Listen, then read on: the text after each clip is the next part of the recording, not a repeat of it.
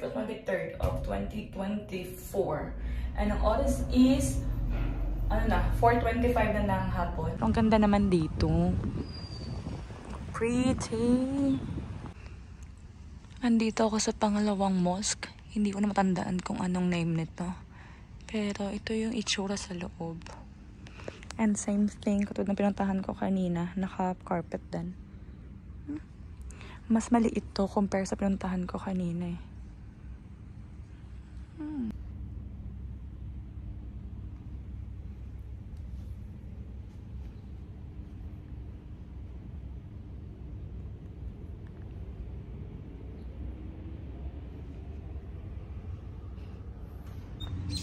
Anong meron dito?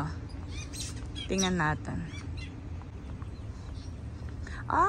Okay. Dito pala yun.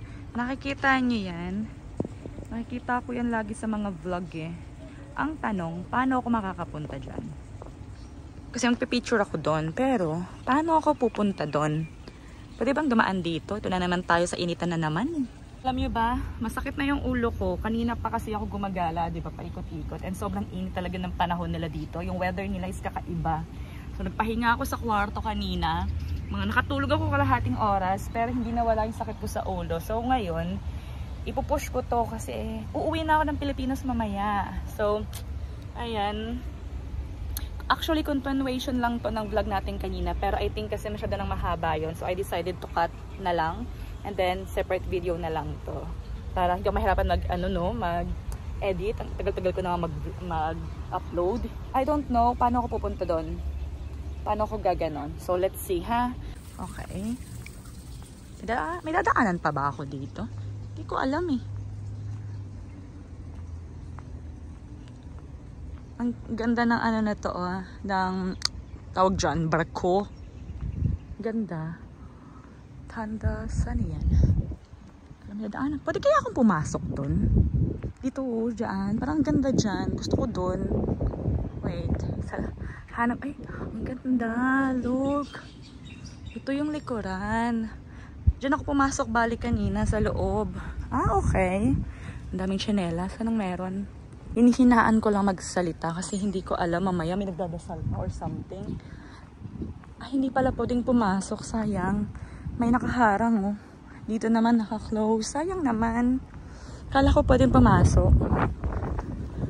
That's alright. Buti na lang may hangin. Ayan siya sa labas. Nasa bandang likuran na ako, eh.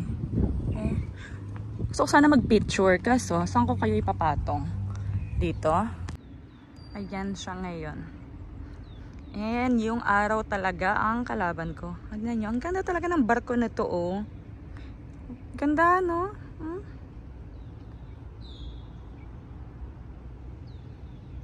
Char. Ngayon, hindi tayo pwedeng pumasok dyan. Tapos yung isang daanan doon, sarado din. So, ang natitirang paraan is lumabas ako dito talaga ng mosque. Tapos dito, ayun sa may nagja-jogging. Nakita niyo ba yung may nagja-jogging? Yan. Diyan tayo dadaan. Parang baywalk siya. Tignan niyo yung araw, diba? Tirik na tirik. Galit na galit yung araw. Okay. Dito tayo lalabas. Ito yung daanan. Yes.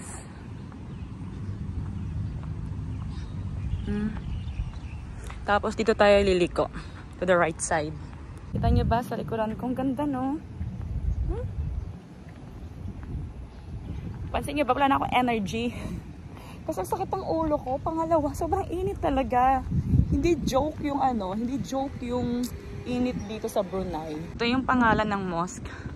Masjid Omar Ali Saifuddin Dara Teru Manligay. Basta. Search nyo sa Google, ha? Tapos dito tayo liliko. Under the araw. Lakad-lakad tayo under the araw. At least may hangin na ngayon kasi kanina wala talaga. Ngayon medyo kahit paano nakakatulong yung hangin kahit mainit yung hangin. Yan, hindi ko makita kasi masyadong masilaw. And then sa likod niya, andun lang yung mosque. Tapos dito ako naglakad sa gilid. Tapos andun ako kanina, doon. Ayun, dito tayo papasok. Lakad-lakad tayo dito.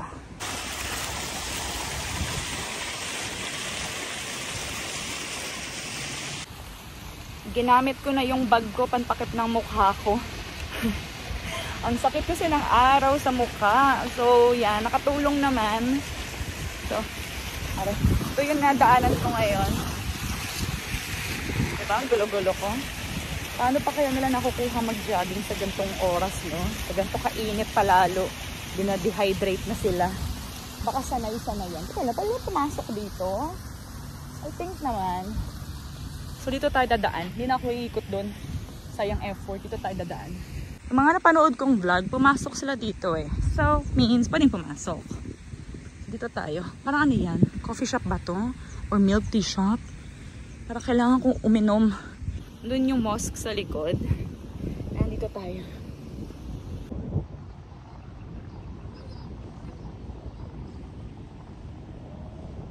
Silang paganto dito. Ano to? Bato-bato? Yes, bato. Ayan. Yung itsura dito. Ito ko nagtatago sa may lilim. Ayan o. Hala, mukhang uulan. Ang lakas ng kulog.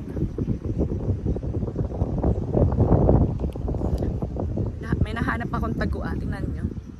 Nasa shadow talaga ako. Sa lilim ako. Ang sarap ng hangin. Sana kanina pa ganito.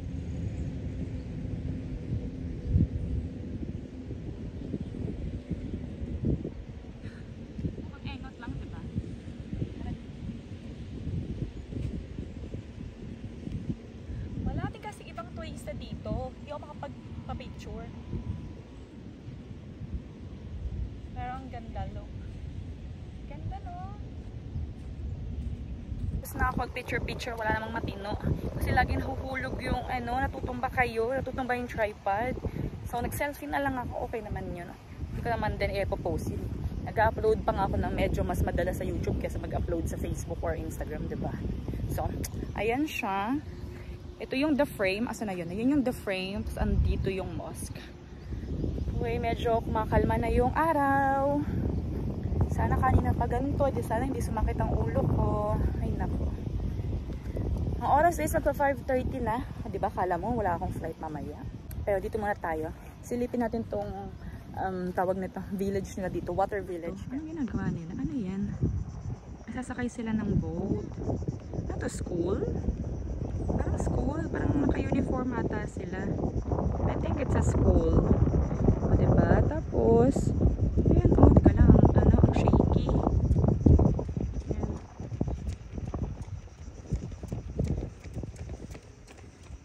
Nakikita nyo pa ba? Ang shaky ko kasi. Basta yan. Mga bahay-bahay na nakatayo sa tubig. Ganyan. Diba? Tapos andito ako kung saan maraming nagjo-jogging. Tapos andun yung mosque. Andito yung the frame. Tapos dito ako nag-picture-picture. Diyan. Diba? Dapat kanina pa ganito eh. Hindi sana ang saya. Tignan nyo yung araw. Wala na masyado yung araw pero makulimlim. I think uulan. Tignan nyo. Ano yun? Dyan nakasakay yung mga estudyante.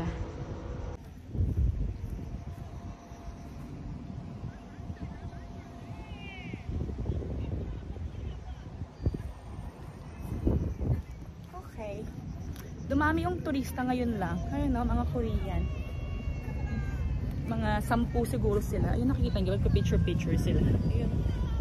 Ngayon, I think, babalik na ako ng kwarto. Actually, pinag-iisipan ko kung pupunta pa ako ulit dun sa, bakit basa dito? Kung pupunta ba ako ulit dun sa Gadong Night Market. Kasi gusto ko yung donut na kinain ko kahapon. So, I'm thinking na bumalik doon. Kaso, hindi naman ako gutom, baka masayang lang siya, baka hindi ko makain. So, doesn't make sense, 'di ba? Iniisip ko kumain na lang sa hotel kasi meron naman silang restaurant doon. Sana lang hindi yung nakain ko na nakaraan na sobrang anghang, no. So, anyway, dito tayo. Silipin niyo ulit yung mosque. Yung buhok ko, wala na talagang future. Wala na bang mas oily pa dito sa buhok ko.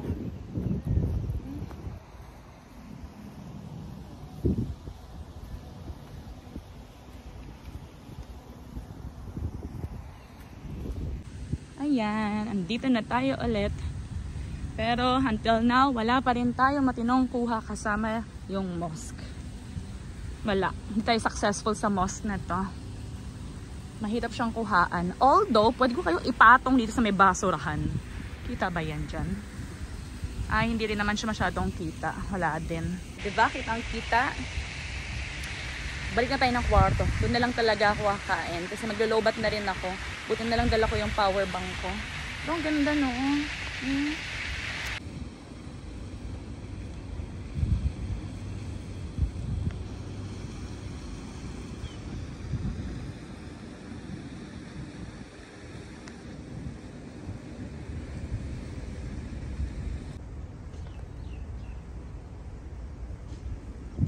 Meron nang nag-accept sa akin na dart driver and yung pick-up point ko is dun sa harapan ng mosque.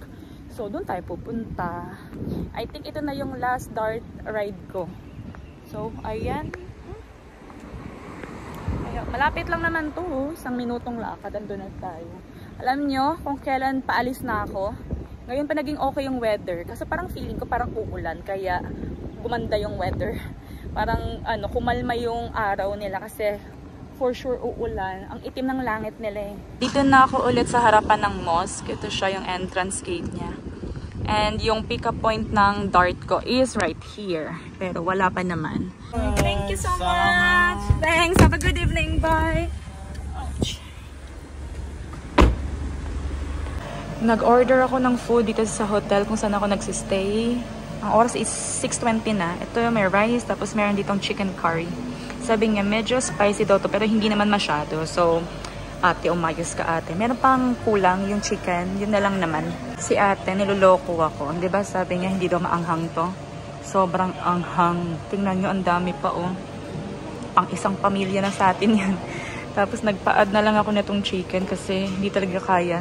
Maanghang to. Piling ko na mamagana yung muso ko. Okay, everyone, it is exactly 7 na ng gabi and kakabalik ko lang ng kwarto ko. Meron ako 1.5 oras para mag-pack and maligo and do everything kasi ang transfer ko to the airport is 8:30. So, yun, kailangan ko ng ready. And alam nyo ba, umuulan sa labas. Tama talaga yung hinala ko kaninang uulan. Umuulan ng lakas. Sana hindi madelay ang flight ko. And ang binayaran ko sa mga kinain ko is $11.52. Meron silang pa-discount kasi dito ako nagsistay. Meron silang 10% discount. So, yun. Ngayon, anyway, mag-charge muna ako ng phone, maliligo, and see you later. So, meron pa ako ilang minuto, pero I think bababa na ako kasi ready na rin naman ako. So, doon na lang ako maghihintay. Hindi na pala ako nag-makeup. Nagkilay lang ako tsaka mascara because it's gonna be a long night and ayokong magtagal yung makeup sa mukha ko. Kailangan niyang makahinga after ng mga pinaranas ko sa kanyang under the sun. Actually, yung mukha ko ngayon, medyo siya, mahapdi. Siguro sa init talaga ng ng araw kanina. Although nag-sunscreen ako ha. Ang dami ko nilagay na sunscreen. Ngayon medyo mahapdi siya and namumula. Sa camera hindi siya halata pero sa salamin mapula siya. So ready na yung gamit ko. Ito lang naman yung dala ko. Yung backpack na yan. Ang liit, diba? Ito oh. Oh. Diba? Ito yung nilabhan ko kahapon. Kahapon ba? Yes. Ito yun. Buti na lang nilabhan ko. Ayan oh. Yung jeans. Kita niyo ba? Yan yung nilabhan natin kahapon. Buti na lang nilaban ko kasi nga alam kong gagamitin ko siya ngayon. Okay, so I am ready for checkout. Yun na yung mga gamit ko. Ayan lang naman. Yan, iiwan ko na yan. Yung water hindi na kailangan. Okay. Wala namang naiwan. Okay. Wala, umuulan pa rin sa labas. Okay, wala na. Okay, bye-bye room. 304. Okay. Thank you. Thanks.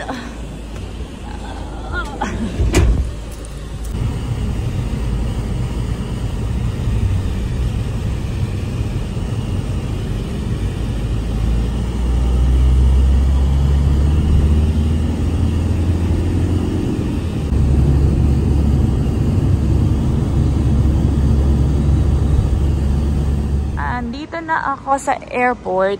Andito sa departure. Yun yung flight natin. Yung nasa taas. Yung 5 Drive 410.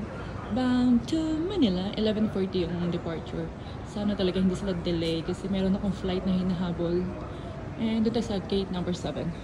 Meron akong hinahabol na flight kasi 'di ba, ang dating ko sa Manila is alas 2. Ang next flight ko is 3:30. So, good luck to me!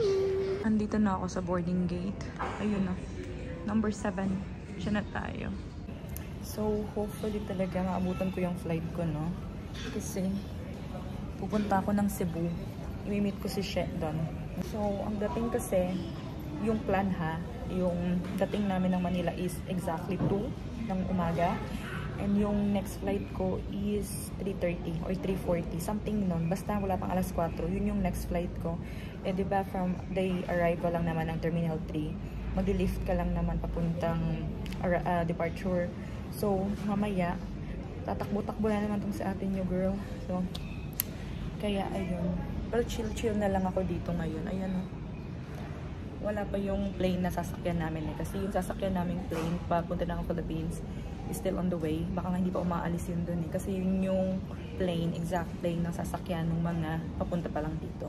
Kaya talaga ako nag-backpack dahil dito sa trip na to. Kasi nga, kailangan akong tumakbo mamaya from, tawag nito, from arrival to departure. Imagine kung nag-check-in pa ako or maleta. Imagine, hindi na makakatakbo. So, good luck. Ayan. And from Cebu, pupunta pa ako ng Tacloban. So, ito lang din yung dala-dala ko. Hanggang Tacloban na to. Tacloban to Manila. So, kaya, ayan.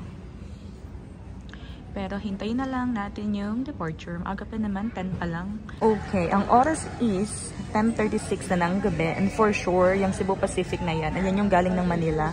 And dapat ang dating yan is 10:55. So, medyo maaga. So, may chance na on time tayo.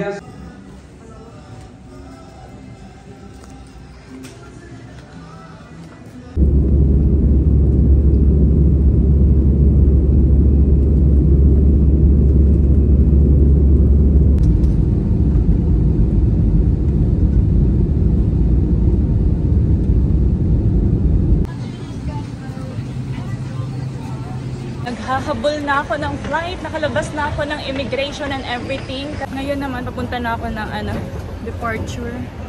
Papuntang Cebu. Takbo-takbo. Nagmamadali na ako. Andito na ako sa, ayan yung mga check-in. Papasok na ako dun sa mga domestic. Ayun yung flight ko, yung pangalawa, 5J563 bound to Cebu.